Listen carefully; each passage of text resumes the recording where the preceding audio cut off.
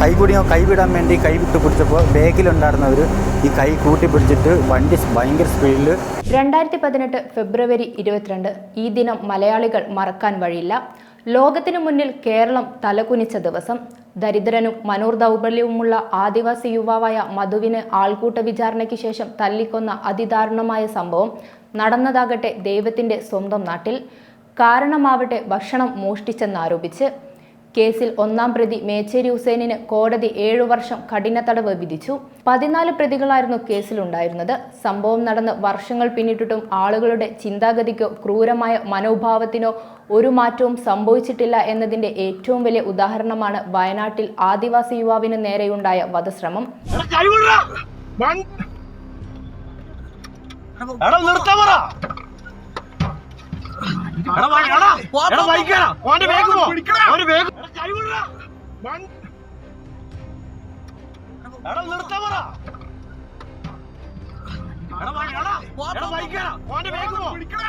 Payyampally കൂടൽക്കടവിൽ check ഡാമിന് സമീപമാണ് സംഭവം.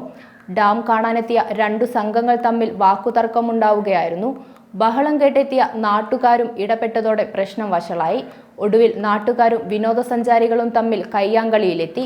കൂട്ടത്തിൽ കല്ലുമായി ആക്രമിക്കാനൊരുങ്ങിയ യുവാവിനെ തടയാനെത്തിയതിനാണ് കൂടൽക്കടവ് ചെമ്മാട് ഉന്നതിയിലെ മാത്തന് നേരെ മനുഷ്യനെന്ന പരിഗണന പോലും നൽകാതെ അതിക്രൂരത അരങ്ങേറിയത്. എൻ്റെ പേര് ബിനു, അനിയൻ ബിനു. ഞങ്ങൾ കടവിൽ കൂടൽക്കടവ് നിൽക്കുമായിരുന്നു. അപ്പോൾ കടേൻ്റെ അവിടെ നിൽക്കുമ്പോൾ താഴേന്ന് ചെക്ക് ഡാമിൻ്റെ അവിടെ നിന്ന് ഒരു വണ്ടി, ഭയങ്കര സൗണ്ടിലൊരു വണ്ടി വരുന്നുണ്ട്. തെറി ഒച്ചയായിട്ടാണ് വരുന്നത്. അപ്പോൾ ഞാൻ കടവിൻ്റെ അവിടെ കൊണ്ടുവന്ന് നിർത്തി. അവർ നിർത്തിയിട്ട് ഒരു 2 ആൾ പുറത്തിറങ്ങിയിട്ട് പിന്നെ ഭയങ്കര തെറി പറയുക. അപ്പോൾ എന്താണെന്ന് ചോദിക്കാൻ ചെന്നപ്പോൾ നമ്മൾ കല്ലെടുത്ത് എറിയാൻ നോക്കി. അതെന്തിങ്ങനെ ആക്കുന്നതെന്ന് ഓർത്ത് ഞങ്ങൾ കുറച്ചൊക്കെ കൂടി അടുത്തേക്ക് ചെന്ന് കഴിഞ്ഞപ്പോൾ ഇവർ ഡോറൊക്കെ തുറന്നിട്ടേക്ക് പറഞ്ഞു. അപ്പോൾ കല്ലെടുത്ത് എറിയുന്ന കണ്ടപ്പോൾ പിന്നെ ഞങ്ങൾ 2-3 ആൾ ഒന്നിച്ച് ചെന്നു.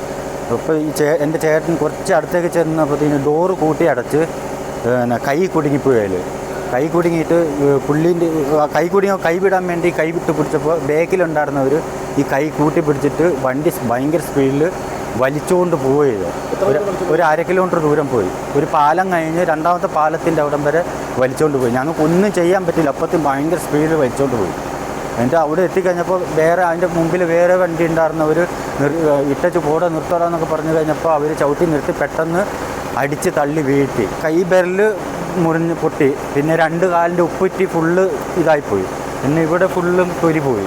പിന്നെ കൈൻ്റെ ഇവിടെ 1/2 കിലോമീറ്ററിലധികം മാത്തനെ കൈപിടിച്ച് മാനന്തവാടി പുൽപ്പള്ളി റോഡിലൂടെ കാറിൽ വലിച്ചിഴച്ച് കൊണ്ടുപോയി. അരയ്ക്കും കൈക്കാലുകൾക്കും പരിക്കേറ്റ യുവാവ് മെഡിക്കൽ കോളേജിൽ ചികിത്സയിലാണ്. ഇവർക്കെതിരെ വധശ്രമത്തിന് മാനന്തവാടി പോലീസ് കേസെടുത്തു. കുറ്റക്കാർക്കെതിരെ അടിയന്തരമായി കർശന നടപടി സ്വീകരിക്കാൻ മന്ത്രി OR കേളു പോലീസിന് നിർദ്ദേശം നൽകി. പ്രതികളെ അറസ്റ്റ് ചെയ്ത് കർശന ശിക്ഷ നൽകുന്നതിനുള്ള എല്ലാ നടപടികളും സർക്കാർ ഇതിനകം സ്വീകരിച്ചതായി മന്ത്രി പറഞ്ഞു. മലപ്പുറത്ത് രജിസ്റ്റർ ചെയ്ത വാഹനത്തിൽ എത്തിയ സംഘമാണ് നാടിനെ നടുക്കിയ ഈ ക്രൂരത ചെയ്തത്. ആളുകൾ കൂട്ടമായി ഒരാളെ മർദ്ദിക്കുമ്പോൾ തിരിച്ചു തല്ലില്ല എന്ന ആത്മവിശ്വാസത്തിന്റെ പുറത്താണ് ആൾക്കൂട്ട കൊലപാതകങ്ങൾ മിക്കപ്പോഴും നടക്കുന്നത്. അന്ന് മധുവിന് നേരെ സംഭവിച്ചതും അതായിരുന്നു.